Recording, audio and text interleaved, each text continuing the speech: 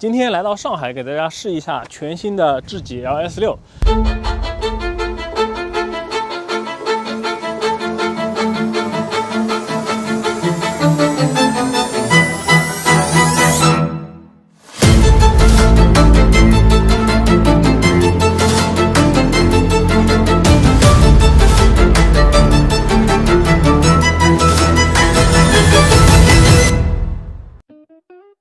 那今天又是刮风又是下雨啊，大家赶紧给我一键3连，拍视频也不容易啊。我身为智己的车主，跟大家讲新款的智己车型，应该算是比较有心得的。我们今天给大家拍的这一辆全新的 LS6，并不是最高配的双电机版本，而是我觉得是走量的一个长续航的后驱版本啊。很多人就看图片、看网上的视频，就觉得这个车可能不大，但是你不要被它的外观所迷惑了啊。首先，这个车的宽度基本上已经接近2米了。车的高度啊是1.6米几，接近1.7米，整个长度也要接近5米的长度，所以说这是一辆中大型的 SUV 啊。那我们来看一下这个轮胎配置啊，轮胎和轮毂的配置。首先是这个烟灰色的这个轮毂啊，有点像我们自己当时去定制的那些改装轮毂的这个式样啊，看上去并不像一个原装轮毂。我开在路上也有人问过我，你这个轮毂是不是改的？当然不是改的。然后看一下这个卡钳，橙色的卡钳啊，它其实也是有来头的。它不是 Brembo 啊什么其他的你比较知名的卡钳厂商，但是它也是一个很知名的牌子，就是马牌啊。马牌是做轮胎的，但是同时它也做空气悬挂，也做卡钳，它会做很多东西。轮胎的话用的是一个佳通的一个节能胎啊。我们来看一下整个车尾啊，这个原厂自带的这个小翘臀啊、小鸭尾，就这种感觉啊，智己全系都是这个样子的，不管是 LS7还是我的 L6包括是 LS6全都是这样的一个小鸭尾设计。然后这个地方它是带一个智慧的一个尾灯的啊，虽然现在里面显示的是 Hello， 但是它可以自定义设置很多好玩的东西，比如说是 City 不 City 星期四的时候你可以设置一个 V 我50，还是比较好玩的。OK， 那我们来看一下后备箱，电尾门的后备箱。这里面会带一个很深的储物槽，然后它的座椅其实是可以支持放倒的，给大家先看一下吧。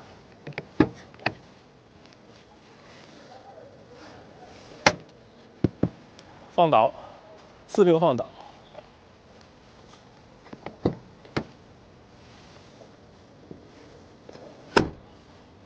是吧？放倒了以后，整个空间你的人躺进去都是没有问题的。我给大家演示一下。嘿，嘿，怎么样？如果说你们出去露营的话这个感觉还是非常不错的。甚至于说你住在外面停车场里面，铺个被子直接睡里面，完全没有任何问题。拉开车门，这个车门其实做的还是厚重感非常好的，就是你开关一下这个车门你会感觉这个车它的密封性，包括是整个开关门的质感做的都是比较高级的，像是一个豪华品牌的车型。还有一点，你可以看一下这个玻璃双层夹胶隔音玻璃，但是前排的双层夹胶隔音玻璃并不是特别细细，给你看一下，前后都是双层夹胶玻璃，而且前后的玻璃的厚度全都是一样的。这个就是我一直觉得就是上汽智己特别良心的一个点，就是它全系的所有的车型全都是前后双层夹胶隔音玻璃，但是它之前都没有怎么宣传过很多人说这个车隔音不好，真的你去看看同价位这个价格里面，很多车前排都没有双层玻璃，它是直接前后给你双层玻璃。那我们现在来看一下这个内饰首先3块大屏幕，然后这一块是副驾屏，这一块是主驾屏，这一块是中枢屏。中枢屏主要就是一些设置的一些功能，这个主驾屏一些行车的一些显示各方面的一些东西副驾屏就是娱乐屏。之前很多人说你要这么大屏幕干什么？我给你看这么大屏幕有什么好处。第一个，它的地图地图可以做得很大，你看爽吧？你这个看地图爽吧，是吧？然后这边有很多这个信息显示的可以比较全，然后还有一个智己非常有用的一个功能，虽然说它一直没有宣传，你像现在有很多厂家说什么电子后视镜是吧？其实智己早就有电子后视镜了，给你们看一下，它就会显示双侧的这个盲区，相当于就是一个电子后视镜，是吧？然后这个是正后方的电子后视镜，这是两边的电子后视镜，而且它的清晰度、可视范围都是非常好的。而且它的这个车机系统啊，并不是说我们现在主流的很多厂家去用的一些安卓系统改出来的，它这个是原生 Linux 的操作系统。那全国还有一家就是华为，也就是说自己的软件研发能力其实是比较强的。如果说软件研发能力一般一点的，他们会选择更加简单、更加方便的安卓系统去进行一个改造。整个内饰的软包是非常多的，就自己的这个内饰用料，我觉得是非常讲究的。你可以看一下，我跟你讲一下细节啊。这个软包材质啊，上面你看这个地方它也是软包加缝线材质，然后这边它用了这个布艺的这个材质放在这边，然后这个座椅是比较讲究的，你看这个是吧？当时推出的时候，它有一个意大利的 Popo Sofa 的一个设计理念，所以说你会看见这个一小块啊，看着就蛮舒服。其实坐在上面其实也是很舒服的，而且这个副驾驶它是带零重力座椅功能的。我给大家看一下副驾驶的零重力座椅，按一下。请注意后排安全。好，之前 LS7 上面有的零重力座椅，但是那个在后排，这个是在前排的，也是完全没有问题。你看一下，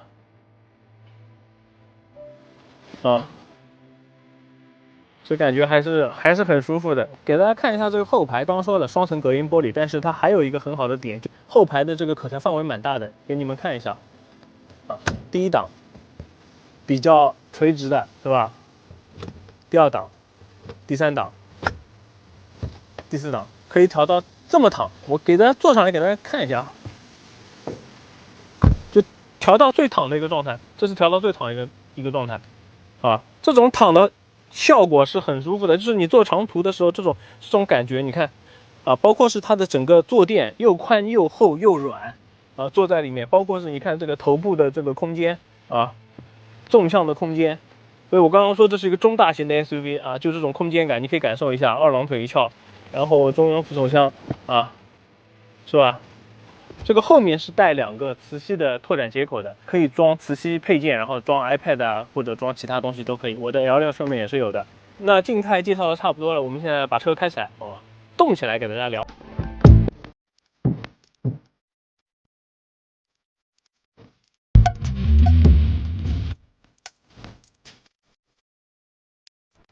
我们现在把这个全新的 GT-L46开上路，给大家讲解一下。首先是这个半幅式的方向盘很多人可能会吐槽说这个方向盘怎么地，但是我觉得大多数人肯定是没有长期使用过这个半幅式方向盘的。全幅的方向盘和半幅的方向盘2个我都用过，但是我这么跟你说，在自己的车上，其实半幅的相对来说要好用一点我用给你们看吧，特别是在单手的时候，一个手在这里，我要拐弯右拐，看到没有？手一推，是吧？那如果说你要掉头呢，你要接盘呢，换手呢，怎么办？我教你们一个好的方法，这是我用了很久的半幅式方向盘总结出来经验。一个手握这里，一个手握这里，看到没？非常轻松，一把过，回盘，是吧？它是带后轮转向的，所以你这样掉头，基本上一把直接可以掉到最左面的车道，就转弯半径是很小的，特别是你在一些小区里面。窄路的地方你去拐小弯掉头的时候，你会发现这个车绝对不是一个5米左右的车子能够给你的这种转弯半径。真的，我每天都在用，真的非常好用。就是我自己的车，我在小区里面要一把出库，那我的86真的有的时候一把都出不去。86车已经算小的了，4米出头的车，这个是接近5米的车，是吧？86一把出不去，这个车就能一把出去。然后我们来讲一下它的这个底盘，零系数的底盘，空气悬挂加 CDC。然后这边有几个模式，舒适、节能、运动，是吧？那如果说我们现在是节能模式，如果说我调到运动模式，它的避震器它会放气空气悬挂它会放气了以后把整个避震器压低，整个底盘就会紧绷很多，整个支撑是非常好的，指向也是非常好的，因为前双叉臂后多连杆底盘上面绝大部分都是铝合金件，但是自己从来不吹自己的什么全铝底盘什么之类的，是吧？很多厂家你们看见经常在那边说自己全铝底盘，前双叉臂后多连杆，自己全系都是前双叉臂后多连杆再加铝合金的底盘件他也不吹。反正这个对于他来说可能是标配，觉得没什么。我们现在的这一台长续航版本它都是有空气悬挂的。那正好我自己的 L6是不带空气悬挂的，我可以告诉你不带空气悬挂的开起来是什么样的啊。虽然 LS6 可能跟 L6 它的调教还是稍微有一点点区别的，但是总体来说，非空气悬挂的版本还是比较舒适、比较软的啊。它是以舒适取向为主的，它的低速阻尼调的是非常软，甚至于说有点像开船的感觉。我感觉它的调教的风格有点像什么呢？啊，大家都知道，就上汽他们还有通用是吧？我觉得这种调出了那种美系豪华车的这种感觉。它在这种城市道路啊，底盘很软很柔，但是到了高速上面很稳啊，高速阻尼和回弹做的都是比较到位的。就跑高速又拉得住，然后跑地面又比较软，我觉得我蛮喜欢的。然后它的软硬程度是什么样的一个程度呢？它会比就是选配了空气悬挂的舒适模式，可能还要再软一点点，那问题就在于，如果说你想要运动一下，你想要操控一下，那如果你不选空气悬挂的话，那这辆车就运动不起来了。这个你们要自己考虑清楚啊。我们来聊一下，它分几个动力系统。我们这一台拿的是长续航版本，然后电池用的是83度的宁德时代的3元锂电池，马力300多匹马力，但是你不要小看它只有300多匹马力，它的加速成绩其实还是相当不错的，5.4秒。这个同样的动力总成放在我的 L6 上面，100公里加速4.6秒。也就是说，它在单电机里面，自己的是个单电机，它在所有的单电机里面加速成绩算是非常猛的了，我觉得是。我给你感受一下，然后一踩，它的这个300多匹的单电机就给你什么感觉啊？就是感觉像很多车的双电机一样，真的，你去开的话，如果我不跟你说这是一辆单电机的车，你根本可能你都开不出来啊！我骗你说这是一台双电机的车，你可能也会相信。那自己的双电机有多猛？在去年的时候，刚刚发布的时候，我当时简直就是有点怀疑自己是不是听错了。他当时给了我一个数字，我反复问他，我说你这个到底是千瓦还是马力？因为他给了我500多千瓦吧，就是780多匹马力。他们说是的，这个车就是700多匹马力。我当时简直惊呆了。你想，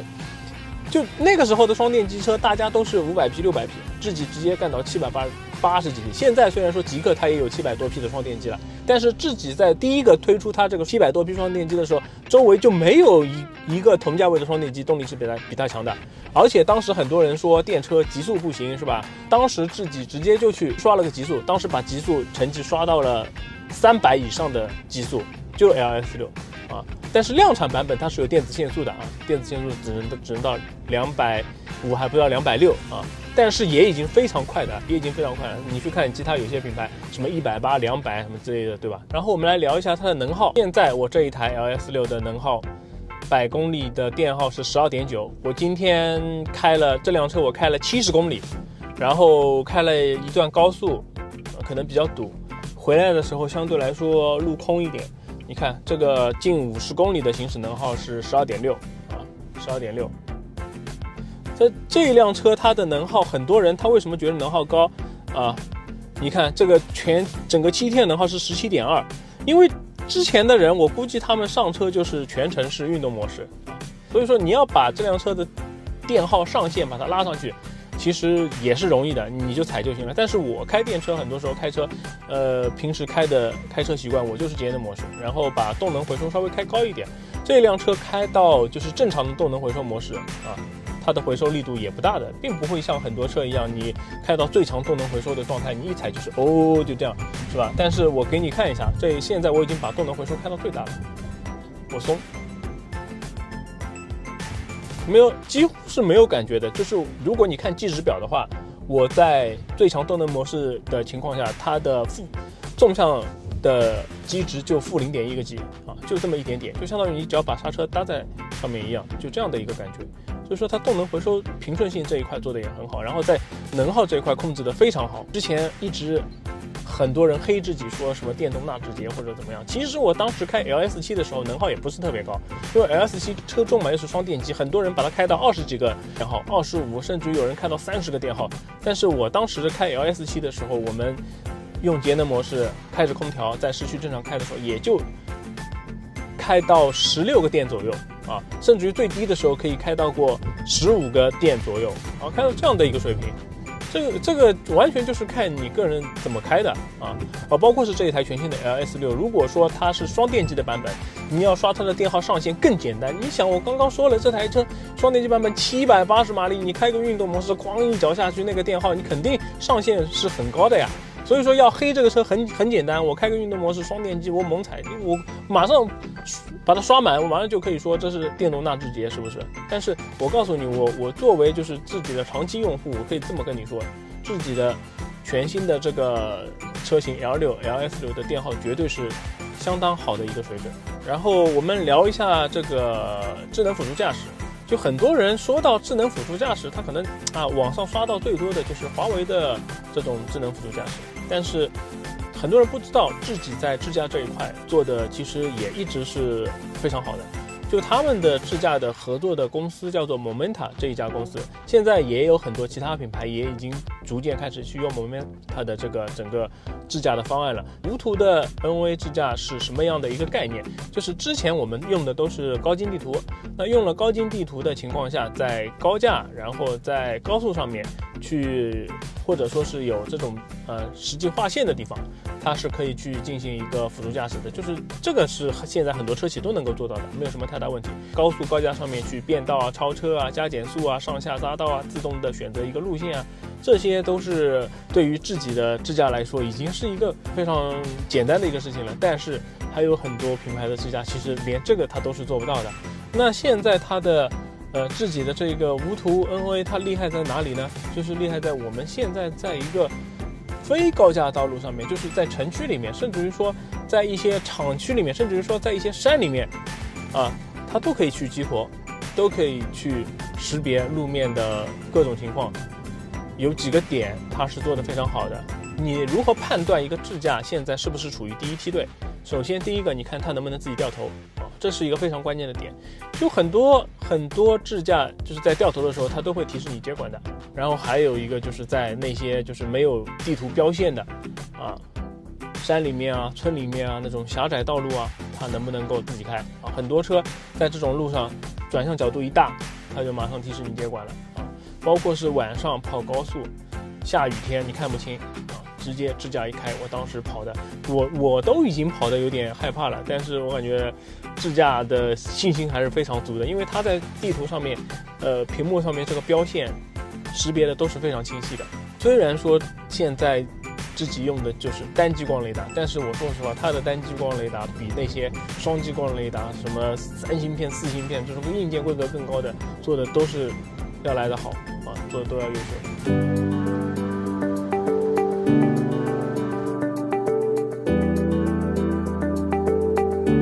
这边的充电站充电的车非常多，所以它的充电功率被限制在了120。但其实这一台长续航版本的全新的 LS6 跟我的 L6 其实是一样的3电，所以说它的充电速度基本上最高可以拉到180左右。最低配的400伏平台其实应该是峰值应该是差不多120左右。如果说它的顶配的就是875伏的版本，那一款车的充电速度，如果说你是超充桩的话，基本上可以拉到200大几十，甚至于说接近300的充电速度。那我们今天全新的这个 LS6 开了一天，当价于现在一些主流的这个20万到30万级别的纯电 SUV 去做比较的话，其实它最大的特点就是它的水桶。你会发现它隔音做的也不错，然后舒适度做的也不错，要操控也有，而且它智驾还做得很好动力也做得很好，而且它还有在这个价位里面别人都没有的一个最大的长板，就是后轮转向。然后后面 OTA 就软件可以不断的优化，比如说做到点对点的这个智驾，这个我觉得后期很快也就能实现了。然后后面它还有一个非常厉害的杀手锏，之前在 L6 上面已经发布过那个光年版本了等后面这个半固态电池上车了以后，整个续航可能会有望突破1000公里。整个上汽集团它的实力还是非常强劲的，电机技术也好，电池技术也好，包括是整个智驾车机方方面面的技术都是非常有实力的。所以我相信他们后续的不断的升级完善自己的产品之后，反正我个人还是比较期待的。今天就聊到这边我们也要回去了 LS6短暂的相处，我要开着我的 L6回家了，拜拜。